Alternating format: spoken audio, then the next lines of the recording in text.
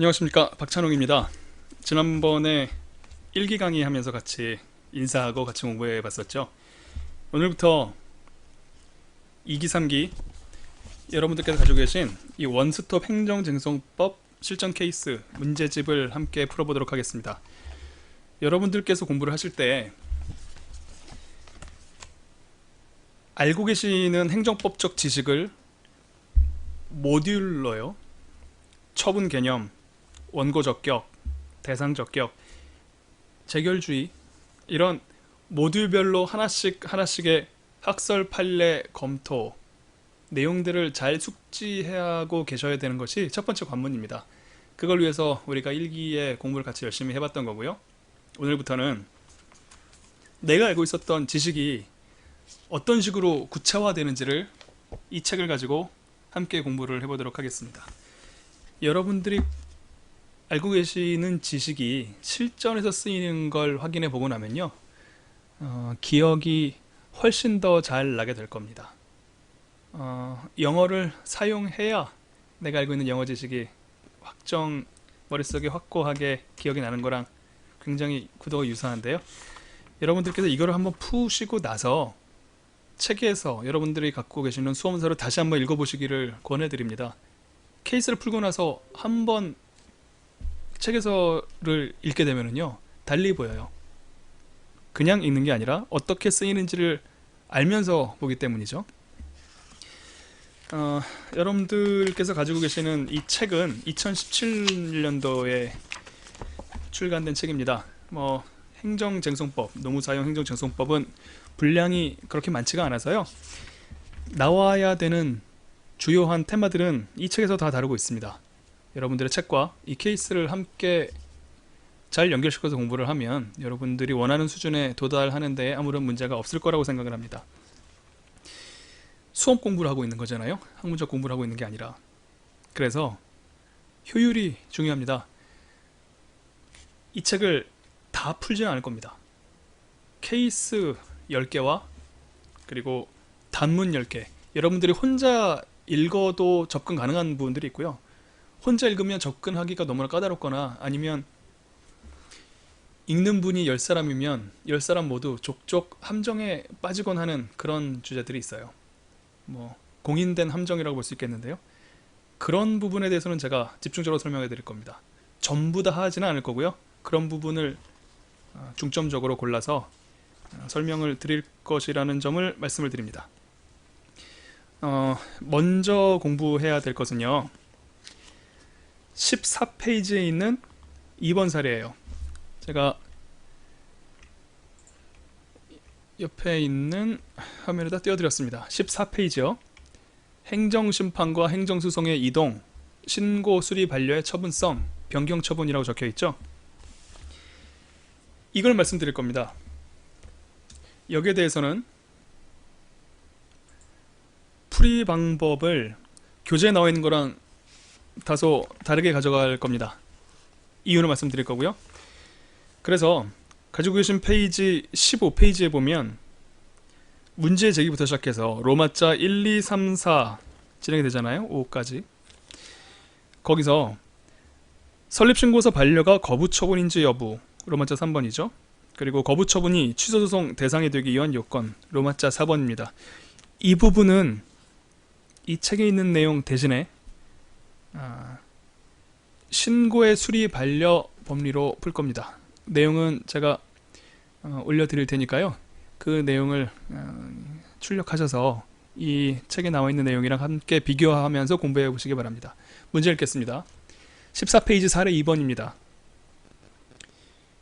이주 노동자 A는 이주 노동자 지위 향상과 근로조건 향상을 목적으로, 당연한 얘기죠, 서울, 경기, 인천 이주 노동자 노동조합 이하 갑 노조라 지칭하겠습니다. 이것을 조직해서 설립신고를 하였으나 서울지방노동청장은 설립신고서 기재사항 중에 사업 또는 사업장별 명칭, 조합원 수, 대표자의 성명에 관한 서류가 미비되었다는 이유로 무언가 형식적인 설립요건 결여라는 이야기를 하면서 설립신고서를 반려하였다. 이에 갑노조는 취소소송을 제기하고자 하는 바, 서울지방노동청장의 설립신고서 반려는 취소소송이 대상이 될 수 있는지 여부에 대해서 논하시오. 취소 소송의 대상이 될 수 있는지 논하라고 하였습니다. 여기에 대해서 어떻게 풀 것인지 말씀드리겠습니다. 문제 소재를 이렇게 적어봤습니다. 책이랑 조금 다를 거예요. 사안에 서울지방노동청장의 설립신고서 반려가 취소 소송이 될 수 있는지를 판단하기 위해서는 이게 최종적인 규명 목표입니다. 취소 소송의 대상이 무언지를 먼저 밝혀야죠. 그게 질문에 대한 대답으로서 처음 해야 되는 첫 단추가 될 겁니다. 취소 소송의 대상은 알다시피 처분 등이잖아요. 그 처분 등으로 인정받기 위한 요건이 무엇인지를 확인할 필요가 있다. 다음으로 신고의 개념과 유형을 살피겠다라고 말씀을 드렸습니다. 여기서는 이 책에서는 거부 처분에 대해서 살폈잖아요. 거부 행위가 처분인가? 그런데 저는요, 신고 반려가 처분인가를 살필 거예요. 이유는 말씀드리겠습니다. 그래서 신고의 유형이 있을 거예요. 자기 충족적 신고가 있고요, 행위 요건적 신고가 있을 텐데 그 각각의 수리 또 각각의 반려, 이것들이 처분성이 있는지에 대해서 알아볼 겁니다. 판례는 신고 수리와 반려에 대한 확립된 논리를 가지고 있어요. 그걸 살펴본 다음에 여러분들께서 이 사안에서 살펴보셨던, 함께 보았던 이 서울지방노동청장의 수리 반려, 이게 처분이 되는가에 대해서 말씀을 드릴 겁니다. 그래서 마지막으로 이 책에 나와 있는 대로 거부처분 법리가 어쨌든 찜찜하잖아요. 그래서 신고 수리 반려라는 행정작용을 거부처분 법리로도 처분성 인정 판단할 수 있지 않을까? 여기에 대해서 가볍게 살피겠습니다. 실제 답안지를 쓸 때는 둘 중에 하나로 하셔야 될 거예요. 처분성 논의 또는 신고 수리 반려 처분성, 둘 중에 하나로 쓰셔야지 시간 내에 못 씁니다. 그런데 판례는 행정행위의 신청 거부하고요, 신고의 수리 반려에 대해서 다른 요건으로 처분성을 판단해요. 판례는 확립되어 있습니다. 그래서 이론적인 구성이 불가능한 건 아니지만 판례상 가장 안전한 방법으로 풀어드릴 거예요. 처음부터 살펴보겠습니다. 문제를 어떤 순서로 풀어갈지 여러분들도 제 강의와 여러분들 책에 있는 설문의 내용을 바탕으로 생각을 따라오시기를 바라요. 설문의 내용, 사실관계를 머릿속에서 잃어버리는 순간 공부 내용도 한꺼번에 날아갑니다. 설문 내용은, 사실관계는 확실하게 숙지를 하시고 따라가셔야 될 거예요. 그래야 취소소송의 대상, 처분 등 이 얘기를 왜 하는지를 알 수 있으니까요. 취소소송은 처분 등을 대상으로 한다. 법조문입니다. 19조. 처분 등이라 함은 법조문 그대로입니다. 행정청이 행하는 구체적 사실에 관한 법 집행으로서의 공권력의 행사, 그리고 이 전체에 대한 거부, 그리고 행정청의부터 거부와 여기까지 전체와 같은 비중인 거죠. 그 밖에 이해에 준하는 행정작용 및 행정심판에 대한 재결을 말한다 라고 이야기하고 있습니다. 개념 표지를 살펴보죠. 여러분들 이해를 위한 것이고요. 이 개념 표지 부분은 아주 드라마틱하게 분량을 축소해도 됩니다. 한두 줄, 두세 줄 상관없습니다. 정확하게 살펴볼게요. 행정청이 행하는 구체적 사실에 관한 법 집행으로서 공권력 행사 또는 그 거부, 여기까지가 처분이잖아요. 처분 등에서 처분 등만 구별해낸 겁니다. 분리해서 살펴볼게요. 행정청의 행위여야 됩니다. 행정청은 행정주체의 의사를 대내적으로 결정하고 대외적으로 표명할 권한을 가진 행정기관을 의미한다. 이게 행정절차법이 있는 조문을 해석한 거거든요. 하지만 이거를 개념으로도 사용을 합니다. 행정절차법을 열어보면 이 내용을 확인하실 수가 있을 텐데 언제 그거 하고 있겠어요. 시간이 많이 걸리니까 암기해 주시기 바랍니다. 행정청은 행정주체의 의사를 대내적으로 결정하고 대외적으로 표명할 권한을 가진 행정기관을 의미합니다. 가장 중요한 거는요, 행정청은 행정기관입니다. 행정청은 행정기관이에요. 국가의 기관에 불과하다는 뜻입니다. 행정기관이에요. 구체적 사실에 관한 법 집행, 구체적 개별적 사안에 관한 법적 규율이어야 처분의 개념 표지에 해당된다는 뜻입니다. 구체적 개별적이란 말 자체는 중요하지 않죠. 무엇이랑 구별되는지를 알아야 여러분들이 경계를 확인할 수 있을 거예요. 구체적 개별적이라는 얘기는 추상적이고 일반적이지 않다는 얘기입니다. 구체적 추상적, 이건 무슨 뜻이냐면요, 특정한 시민에 대한 규율을 할 때 구체적 규율이라고 합니다. 왜 국가가 시민을 규율할 때 너 당장 돈 내 라고 규율을 하는 경우가 있고요, 돈 버는 사람들은 세금 좀 내지 라고 규율하는 경우가 있어요. 첫 번째 것을 처분이라고 하고요, 두 번째 것을 법률이라고 합니다. 법률과 처분의 경계를 구별하기 위해서, 그래서 구체적, 추상적, 개별적, 일반적 이런 이야기를 하는 거예요. 구체적 규율이어야 처분입니다. 구체적이라는 얘기는 특정한 시민에 대해서만 이 규율이 미친다는 뜻이에요.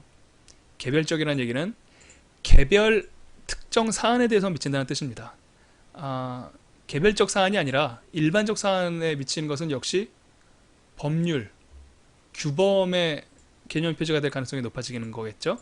그래서 구체적 사실에 관한 법 집행이라는 이야기는 행정청이 규범이 아닌 구체적 개별적 처분의 형태로 규율을 한다는 의미가 됩니다.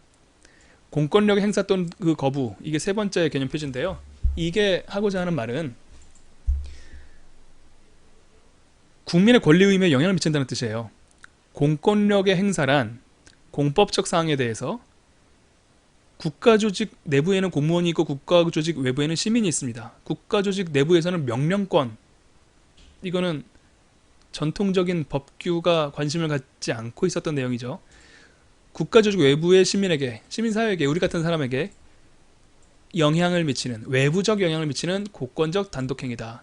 고권적이라는 얘기는 평등하지 않다는 얘기고요, 단독행위라는 얘기는 합의가 아니라는 뜻입니다. 단독행위는 한 사람의 의사로 결정되는 거예요. 합의는 계약이라고도 하는데 두 사람의 의사가 합치해야만 법률 효과가 발생합니다.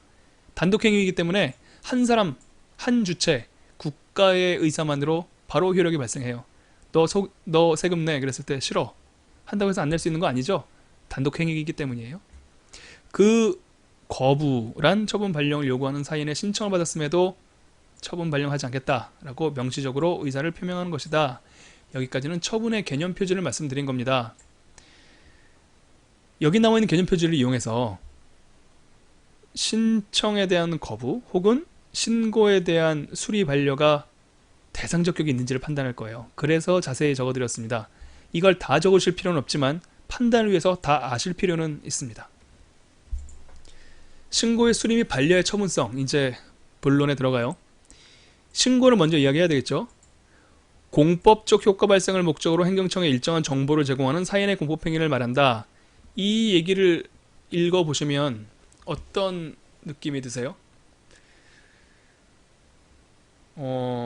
정보를 어떤 정보를 제공한다. 정보를 제공한다. 굉장히 한가하게 들리지 않습니까? 신고란 사인의 공법행위인데, 공법적 효과의 발생을 노리고 하는 사인의 행위인데, 한 일이 뭐냐면요, 행정청에 정보를 제공하는 거예요. 야, 내가 갖고 있는 땅이 있거든. 여기다가 집 좀 지어보려고, 이렇게 알려주는 거예요. 그래서 신고의 유형을 제가 적어드렸는데, 자체 완성적 신고가 본래적 의미의 신고입니다. 행위 요건적 신고라는 것들을 여러분들이 공부를 하시고 거기에 대해서 굉장히 사례, 판례 많이 다루고 있기 때문에 그게 오히려 더 기억에 많이 나실 거예요. 근데 행위 요건적 신고는 엄밀하게 말하면 본래적 신고가 아닙니다. 1기 때도 말씀드렸는데요, 행위 요건적 신고라는 것은 왜 생겼느냐면 2000년대 이후에 규제 완화의 붐이 불었었죠. 기업하기 좋은 나라, 비즈니스 프렌들리. 그때 온갖 국가 적용들을 다 규제를 하면서 철폐하자는 바람이 불었었습니다. 그래서 신고란 그냥 자체 완성적 신고라고 하잖아요. 알거나 있으라고. 그런 거였었는데, 옛날에는 허가사항으로 규율하고 있는 게 많이 있었거든요. 그걸 전부 다 규제 완화의 바람을 타고 신고제로 바꿉니다. 신고는 그냥 신고하면 되는 거니까요. 근데 국가기관 입장에서는 국가의 규제 가능성을 포기하고 싶지 않았겠죠. 그래서 어물쩍 얼렁뚱땅 행위요건적 신고라는 걸 만듭니다. 다음 페이지 볼게요. 행위 요건적 신고라는 거를 만들어내게 돼요. 이건 그러니까 변형된 허가제입니다. 허가 처분을 신청하는 거는 당연히 거부할 수 있어요.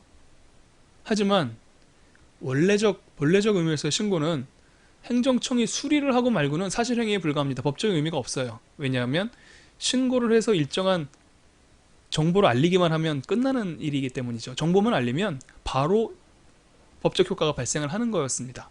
하지만 행위 요건적 신고라는 거는 변형된 허가조로서의 실질을 굉장히 많이 가지고 있어요. 간첩이죠. 박쥐고 사이에 끼어있기 때문에 많은 문제를 불러일으킵니다. 행정청이 수리함으로써 공법적 효과가 발생한다. 개념의 출발점과 달라졌습니다. 공법적 효과 발생을 목적으로 일정한 정보를 제공한다고 했어요. 이 개념 표제에는 일정한 정보를 제공하면 즉시 행정법적인 공법적인 법률 효과가 발생을 합니다. 왜? 개념 정의에 일정한 정보를 제공하고 이를 행정청이 수리함으로써 이렇게 안 나와 있잖아요. 제공함으로써 일정한 공법적 효과의 발생을 원하는 사인의 공법행위라고 말씀드렸거든요. 그게 본래적 의미의 신고입니다. 하지만 행위 요건적 신고는 마치 이제부터는 규제를 풀 테니까 그냥 신고만 해 라고 얘기를 해놓고서 수리를 해야만 뭔가 법률 효과가 발생하도록 꼼수를 부린 거예요. 그러니까 허가제와 신고제의 중간에 걸쳐있는 특수한 작용입니다. 판례도 고민을 했죠. 왜냐하면 규제 완화라는 당시의 흐름을 방해할 수는 없었습니다. 하지만 그렇다고 이걸 국가 규제를 완전히 이렇게 포기하는 건 말이 안 되지만 그렇다고 완전히 허가 처분의 법리로 가게 되면 이걸 신고라는 이름으로 남겨둘 이유가 사라져요. 그래서 판례도 고민하다가 신고와 신청을 서로 달리 평가하게 됩니다. 판례는 행위 요건적 신고의 수리에 대해서 처분성을 인정하는 요건들을 명확하게 확립된 요건들을 가지고 있고요. 처분 신청의 거부 처분에 대해서 이 거부가 처분성을 인정받기 위한 요건을 또 명확하게 확립하고 있어요. 서로 다른 길을 판례가 아주 확정적으로 구분되게 가지고 있습니다. 그러니까 우리는 판례를 따라가야 돼요.